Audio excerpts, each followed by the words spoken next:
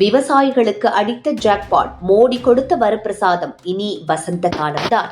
நாடாளுமன்ற பட்ஜெட் கூட்டத்தொடர் வருகிற 28ஆம் தேதி துவங்குகிறது. வருகிற பிப்ரவரி 1ஆம் தேதி மத்திய நிதிநிலை அறிக்கையை நிதியமைச்சர் நிர்மலா சீதாராமன் தாக்கல் செய்கிறார். மேலும் இந்த கூட்டத்தொடரில் மிக முக்கிய மசோதாக்களை நிறைவேற்ற மத்திய அரசு முனைப்பாக இருக்கிறது. அதில் ஒன்றுதான் விதைகள் மசோதா 2025. தற்போதைய விதைகள் சட்டம் 1966 மற்றும் விதைகள் ஆணை 1983க்கு மாற்றாக இந்த மசோதா வடிவமைக்கப்பட்டுள்ளது. இந்த மசோதா சந்தையில் கிடைக்கும் விதைகள் மற்றும் நடவு பொருட்களின் தரத்தை ஒழுங்குபடுத்துதல், விவசாயிகள் குறைந்த விலையில் உயர்தர விதைகளை பெறுவதை உறுதி செய்தல், போலியான தரமற்ற விதைகளின் விற்பனையை தடுத்தல், விவசாயிகளை இழப்புகளிலிருந்து பாதுகாத்தல், புதுமை கண்டுபிடிப்புகளை ஊக்குவித்தல், உலகளாவிய விதை வகைகளுக்கான அணுக்களை ஊக்குவித்தல், விவசாயிகளின் உரிமைகளை பாதுகாத்தல், விதை விநியோக அமைப்புகளில் வெளிப்படைத்தன்மை மற்றும் பொறுப்புணர்வை உறுதி செய்தல் ஆகியவற்றை இந்த மசோதா நோக்கமாக கொண்டுள்ளது. ஆகையால் இந்த மசோதா விவசாய குடிமக்களிடம் பெரும் வரவேற்பையும் எதிர்பார்ப்பையும் ஏற்படுத்தியுள்ளது.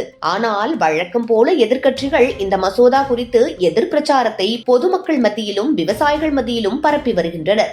எப்படி G125 நாள் வேலை திட்டத்திற்கு எதிராக பிரச்சாரத்தை மேற்கொண்டார்களோ அதே போன்று ஒரு பிரச்சாரத்தை இந்த மசோதா தாக்கலாகும் போது மேற்கொள்ள இருக்கின்றனர். இந்த நிலையில் இந்த மசோதா குறித்து மத்திய வேளாண் துறை அமைச்சர் சிவராஜ் சிங் சௌகான் பேசியதாவது: சட்டவிரோதமாக விதை உற்பத்தி மேற்கொள்பவர்களுக்கு 30 லட்சம் ரூபாய் வரை அபராதம் விதிக்க இந்த மசோதா வழிவகை செய்கிறது. இந்த தவறு தொடர்ந்தால் சிறை தண்டனை நிச்சயம். எனவே விதை மசோதா தொடர்பாக பரவும் தவறான தகவல்களை விவசாயிகள் ஒருபோதும் நம்ப வேண்டாம். தரமற்ற விதைகள் என தெரிய வந்தாலோ போலி விதைகள் என கண்டறியப்பட்டாலோ அதை விற்ற நிறுவனம் எது என எளிமையாக கண்டறியவே விதைகள் உற்பத்தியை நிறுவனங்கள் பதிவு செய்ய வேண்டும் என்ற அம்சத்தை மசோதாவில் இணைத்திருக்கிறோம். இந்த அம்சம் இருந்தால் மட்டுமே போலி விதைகளை கண்டுபிடித்து அவர்களுக்கு உரிய தண்டனை வழங்க முடியும்.